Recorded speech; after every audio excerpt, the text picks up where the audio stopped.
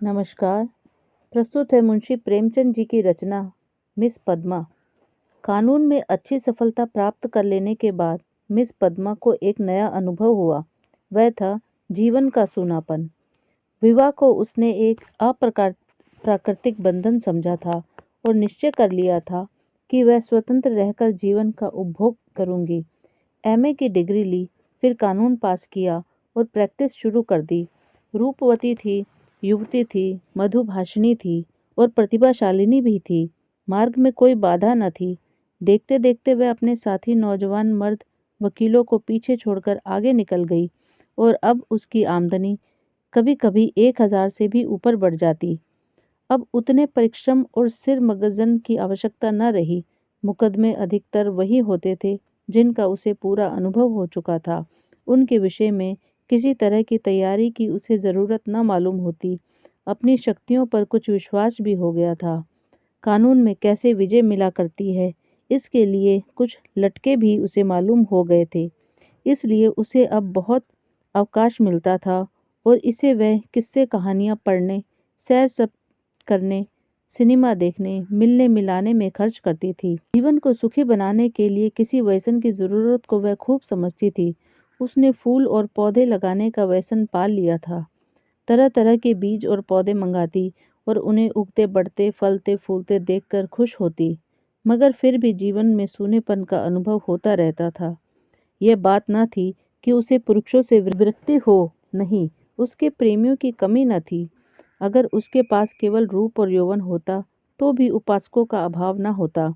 मगर यहाँ तो रूप और यौवन के साथ धन भी था, फिर रसिक वृंद क्यों चूक जाते। पद्मा को विलास से घृणा नहीं, घृणा थी पराधीनता से, विवाह को जीवन का व्यवसाय बनाने से। जब स्वतंत्र रहकर भोग विलास का आनंद उड़ाया जा सकता है तो फिर क्यों न उड़ाया जाए। भोग में उसे कोई नैतिक बाधा न थी। उसे वह केवल देह की एक भूख समझती थी। इस भूख को किसी साफ सुथरी दुकान से भी शांत किया जा सकता है और पद्मा को साफ सुथरी दुकान की हमेशा तलाश रहती थी। ग्राहक दुकान में वही चीज लेता है जो उसे पसंद आती है। पद्मा भी वही चीज चाहती थी। यूं कि उसके दर्जनों आशिक थे और कई वकील, कई प्रोफेसर, कई डॉक्टर, कई रईस। मगर ये सब के सब अय्याश थे, बेफिक्र, केवल भौरे की तरह रस लेकर उड़ जाने वाले। ऐसा एक भी न था जिस पर वह विश्वास कर सकती। अब उसे मालूम हुआ कि उसका मन केवल भोग नहीं चाहता, कुछ और भी चाहता है। वह चीज क्या थी? पूरा आत्मसमर्पण और यह उसे न मिलती थी। उसके प्रेमियों में एक मिस्टर प्रसाद था, बड़ा ही रूपवान और धुरंधर विद्वान। एक कॉलेज में प्रोफेसर था। वह भी मुक्त भोग के आदर्श का उपासक था और पद्मा उस पर फिदा थी। चाहती थी उसे बांध कर रखे, संपूर्णता अपना बना ले। लेकिन प्रसाद चंगुल में न आता था। संध्या हो गई थी। पद्मा सैर करने जा रही थी कि प्रसाद आ गया। सैर करना मुलतवी हो गया। बातचीत में सैर से कहीं ज्यादा आनंद था और पद्मा आज प्रसाद से कुछ दिल की बात कहने वाली थी। कई दिन के सोच विचार के बाद उसने कह डालने का ही निश्चय किया था। उसने प्रसाद की नशीली आंखों से आंखें मिलाकर कहा, तुम यहीं मेरे बंगले में आकर क्यों नहीं रहते। प्रसाद ने कुटिल विनोद के साथ कहा, नतीजा यह होगा कि 2-4 महीनों में यह मुलाकात भी बंद हो जाएगी। मेरी समझ में नहीं आया, तुम्हारा क्या आशय है। आश्रय वही है जो मैं कह रहा हूँ। आखिर क्यों। मैं अपनी स्वतंत्रता न खोना चाहूँगा, तुम अपनी स्वतंत्रता न खोना चाहोगी। तुम्हारे पास तुम्हारे आशिक आएंगे, मुझे जलन होगी। मेरे पास मेरी प्रेमिकाएं आएंगी, तुम्हें जलन होगी। मन मुटाव होगा, फिर वैमनस्य होगा और तुम मुझे घर से निकाल दोगी। घर तुम्हारा ही है, मुझे बुरा लगेगा ही। फिर ये मैत्री कैसे निभेगी। दोनों कई मिनट तक मौन रहे। प्रसाद ने परिस्थितियों को इतने स्पष्ट, बेलाग, लठमार शब्दों में खोल कर रख दिया था कि कुछ कहने की जगह न मिलती थी। आखिर प्रसाद ही को नुक्ता सूझा। बोला, जब तक हम दोनों ये प्रतिज्ञा न कर लें कि आज से मैं तुम्हारा हूँ और तुम मेरी हो, तब तक एक साथ निर्वाह नहीं हो सकता। तुम यह प्रतिज्ञा करोगे? पहले तुम बतलाओ। मैं करूँगी तो मैं भी करूँगा, मगर इस एक बात के सिवा मैं और सभी बातों में स्वतंत्र रहूंगी और मैं भी इस एक बात के सिवा हर बात में स्वतंत्र रहूंगा। मंजूर? मंजूर। तो कब से? जब से तुम कहो। मैं तो कहती हूँ कल ही से। तय। लेकिन अगर तुमने इसके विरुद्ध आचरण किया तो? और तुमने किया तो? तुम मुझे घर से निकाल सकती हो, लेकिन मैं तुम्हें क्या सजा दूंगा? तुम मुझे त्याग देना, और क्या करोगे? जी नहीं, अब इतने से चित्त को शांति न मिलेगी। तब मैं भी चाहूंगा तुम्हें जलील करना, बल्कि तुम्हारी हत्या करना। तुम बड़े निर्दयी हो प्रसाद। जब तक हम दोनों स्वाधीन हैं, हमें किसी को कुछ कहने का हक नहीं।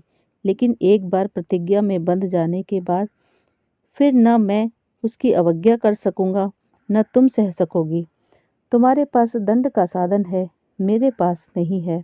कानून मुझे कोई भी अधिकार नहीं देगा। मैं तो केवल अपने पशु बल से प्रतिज्ञा का पालन कराऊंगा, और तुम्हें इतने नौकरों के सामने मैं अकेला क्या कर सकूंगा? तुम तो चित्र का श्याम पक्ष ही देखते हो। जब मैं तुम्हारी हो रही हूँ तो ये मकान, नौकर चाकर और जायदाद सब कुछ तुम्हारा है। हम तुम दोनों जानते हैं, फिर ईर्ष्या से ज्यादा घृणित कोई सामाजिक पाप नहीं है। तुम्हें मुझ में प्रेम है या नहीं, मैं नहीं कह सकती, लेकिन तुम्हारे लिए मैं सब कुछ सहने, सब कुछ करने को तैयार हूँ। दिल से कहती हो पद्मा, सच्चे दिल से। मगर न जाने क्यों तुम्हारे ऊपर विश्वास नहीं आ रहा है। मैं तो तुम्हारे ऊपर विश्वास कर रही हूँ। यह समझ लो, मैं मेहमान बनकर तुम्हारे घर में न रहूंगा, स्वामी बनकर रहूंगा। तुम घर के स्वामी ही नहीं। प्रोफेसर प्रसाद और मिस पद्मा दोनों साथ रहते और प्रसन्न हैं। दोनों ही ने जीवन का जो आदर्श मन में स्थिर कर लिया था वह सत्य बन गया है। प्रसाद को केवल 200 रुपये वेतन मिलता है, मगर अब वह अपनी आमदनी का दुगना भी खर्च कर दे तो परवाह नहीं। पहले वह कभी कभी शराब पीता था, अब रात दिन शराब में मस्त रहता है।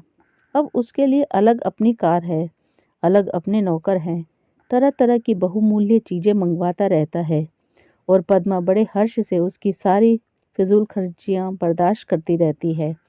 नहीं, बर्दाश्त करने का प्रश्न नहीं, वह खुद उसे अच्छे से अच्छे सूट पहनाकर, अच्छे से अच्छे ठाट में रखकर प्रसन्न होती है। ऐसी घड़ी इस वक्त प्रोफेसर प्रसाद के पास है, शहर के बड़े से बड़े रईस के पास न होगी। और पद्मा जितना ही उससे दबती है, प्रसाद उतना ही उसे दबाता है। कभी कभी उसे नागवार भी लगता है, पर किसी अज्ञात कारण से अपने को उसके वश में पाती है। प्रसाद को जरा भी उदास या चिंतित देखकर उसका मन चंचल हो जाता है। उस पर आवाजें कसी जाती हैं, फप्तियां चुस्त की जाती हैं। जो उसके पुराने प्रेमी थे उसे जलाने और कुड़ाने का प्रयास भी करते हैं, पर वह प्रसाद के आते ही सब कुछ भूल जाती है। प्रसाद ने उस पर पूरा आधिपत्य पा लिया है, और इसने उसका ज्ञान पद्मा की बारीक आंखों से पढ़ा है और उसका आसन अच्छी तरह पा गया है। मगर जैसे राजनीति के क्षेत्र में अधिकार दुरुपयोग की ओर जाता है, उसी तरह प्रेम के क्षेत्र में भी वह दुरुपयोग की ओर ही आता है, और जो कमजोर है उसे तावान देना पड़ता है। आत्माभिमानी पद्मा अब प्रसाद की लौंडी थी, और प्रसाद उसकी दुर्बलता का फायदा उठाने से क्यों चूकता। उसने कील की पतली नोक चुभा दी थी, और बड़ी कुशलता से उत्तरोत्तर उन्हें अंदर ठोकता जाता था, यहाँ तक कि उसने रात को देर से घर आना शुरू किया। पद्मा को अपने साथ न ले जाता। उसने बहाना करता कि मेरे सिर में दर्द है। जब पद्मा घूमने जाती तो अपनी कार निकाल लेता और उड़ जाता। 2 साल गुजर गए थे, और पद्मा को गर्भ था। वह स्थूल भी हो चली थी। उसके रूप में पहले की सी नवीनता और मादकता न रह गई थी। वह घर की मुर्गी हो गई थी, साग बराबर। एक दिन इसी तरह पद्मा लौटकर आई तो प्रसाद गायब था। वे झुंझला उठी। इधर कई दिन से वह प्रसाद का रंग बदला हुआ देख रही थी। आज उसने कुछ स्पष्ट बातें कहने का साहस बटोरा। 10 बज गए, 11 बज गए, 12 बज गए। पद्मा उसके इंतजार में बैठी थी। भोजन ठंडा हो गया, नौकर चाकर सो गए। वह बार बार उठती, फाटक पर जाकर नजर दौड़ाती। 1 बजे के करीब प्रसाद घर आया। पद्मा ने साहस तो बहुत बटोरा था, पर प्रसाद के सामने आते ही उसे इतनी कमजोरी मालूम हुई। फिर भी उसने जरा कड़े स्वर में पूछा, आज इतनी रात तक कहाँ थे? कुछ खबर है? कितनी रात गई? प्रसाद को वह इस वक्त असुंदरता की मूर्ति सी लगी। वह एक विद्यालय की छात्रा के साथ सिनेमा देखने गया था। बोला, तुमको आराम से सो जाना चाहिए था। तुम जिस दशा में हो उसमें तुम्हें यहाँ तक हो सके आराम से रहना चाहिए। पद्मा का साहस कुछ प्रबल हुआ। तुमसे मैं जो पूछती हूँ उसका जवाब दो। मुझे जहन्नुम में भेजो तो तुम भी मुझे जहन्नुम में जाने दो। तुम मेरे साथ दगा कर रहे हो, यह मैं साफ देख रही हूँ। तुम्हारी आंखों की ज्योति कुछ बढ़ गई होगी। मैं इधर कई दिन से तुम्हारा मिजाज कुछ बदला हुआ देख रही हूँ। मैंने तुम्हारे साथ अपने को बेचा नहीं है। अगर तुम्हारा जी मुझसे भर गया हो तो मैं आज जाने को तैयार हूँ। तुम जाने की धमकी क्यों देते हो? यहाँ तुमने आकर कोई बड़ा त्याग नहीं किया है। मैंने त्याग किया है। तुम ये कहने का साहस कर रही हो। मैं देखता हूँ तुम्हारा मिजाज बिगड़ रहा है। तुम समझती हो मैंने इसे अपंग कर दिया है, मगर मैं इसी वक्त तुम्हें ठोकर मारने को तैयार हूँ। इसी वक्त। पद्मा का साहस जैसे बुझ गया था। प्रसाद अपना ट्रंक संभाल रहा था। पद्मा ने दीन भाव से कहा, मैंने तो ऐसी कोई बात नहीं कही जो तुम इतना बिगड़ उठे। मैं तो केवल तुमसे पूछ रही थी, कहाँ थे? क्या मुझे इतना भी अधिकार नहीं देना चाहते? मैं कभी तुम्हारी इच्छा के विरुद्ध कोई काम नहीं करती और तुम मुझे बात बात पर डांटते रहते हो। तुम्हें मुझ पर जरा भी दया नहीं आती। मुझे तुम में कुछ भी तो सहानुभूति मिलनी चाहिए। मैं तुम्हारे लिए क्या कुछ करने को तैयार नहीं हूँ, और आज जो मेरी दशा हो गई है तो तुम मुझसे आंखें फेर लेते हो। उसका कंठ रुंध गया और मेज पर सिर रखकर फूट फूट कर रोने लगी। प्रसाद ने पूरी विजय पाई। पद्मा के लिए मातृत्व अब बड़ा ही अप्रिय प्रसंग था। उस पर एक चिंता मंडराती रहती। कभी कभी वह भय से कांप उठती और पछताती। प्रसाद की निरंकुशता दिन ब दिन बढ़ती जाती थी। क्या करे, क्या ना करे। गर्भ पूरा हो गया था। वह कोर्ट न जाती थी। दिन भर अकेली बैठी रहती। प्रसाद संध्या समय आता, चाय वाय पीकर फिर उड़ जाता तो 11-12 बजे के पहले न लौटता। वह कहाँ जाता है यह भी उससे छिपा न था। प्रसाद को जैसे उसकी सूरत से नफरत थी। पूर्ण गर्भ, पीला मुख, चिंतित, सशंक, उदास, फिर भी वह प्रसाद को श्रृंगार और आभूषणों से बांधने की चेष्टा से बाज न आती। मगर वह जितना ही प्रयास करती उतना ही प्रसाद का मन उसकी ओर से फिरता था। इस अवस्था में श्रृंगार उसे और भद्दा लगता। प्रसव वेदना हो रही थी। प्रसाद का पता नहीं। नर्स मौजूद थी, लेडी डॉक्टर मौजूद थी, मगर प्रसाद का न रहना पद्मा की प्रसव वेदना को और भी दारुण बना रहा था। बालक को गोद में देखकर उसका कलेजा फूल उठा, मगर फिर प्रसाद को सामने ना पाकर उसने बालक की ओर से मुंह फेर लिया। मीठे फल में जैसे कीड़े पड़ गए हों। 5 दिन सौर गृह में काटने के बाद जैसे पद्मा जेल खाने से निकली, नंगी तलवार बनी हुई, माता बनकर वह अपने में एक अद्भुत शक्ति का अनुभव कर रही थी। उसने चपरासी को चेक देकर बैंक भेजा। प्रसव संबंधी कई बिल अदा करने थे। चपरासी खाली हाथ लौट आया। पद्मा ने पूछा, रुपए? बैंक के बाबू ने कहा, रुपए सब प्रसाद बाबू निकाल ले गए। पद्मा को गोली लग गई। 20,000 रुपये प्राणों की तरह संचित कर रखे थे इसी शिशु के लिए। हाय! सौर से निकलने पर मालूम हुआ प्रसाद विद्यालय की एक बालिका को लेकर इंग्लैंड की सैर करने चला गया। झल्लाई हुई घर में आई, प्रसाद की तस्वीर उठाकर जमीन पर पटक दी और उसे पैरों से कुचला। उसका जितना सामान था उसे जमा करके दिया सलाई लगा दी और उसके नाम पर थूक दिया। 1 महीना बीत गया था। पद्मा अपने बंगले के फाटक पर शिशु को गोद में लिए खड़ी थी। उसका क्रोध अब शोकमय निराशा बन चुका था। बालक पर कभी दया आती, कभी प्यार आता, कभी घृणा आती। उसने सड़क पर देखा, एक यूरोपियन लेडी अपने पति के साथ अपने बालक को बच्चे की गाड़ी में बिठाए लिए चली जा रही थी। उसने हसरत भरी आंखों से उस खुशनसीब जोड़े को देखा और उसकी आंखें सजल हो गई। धन्यवाद।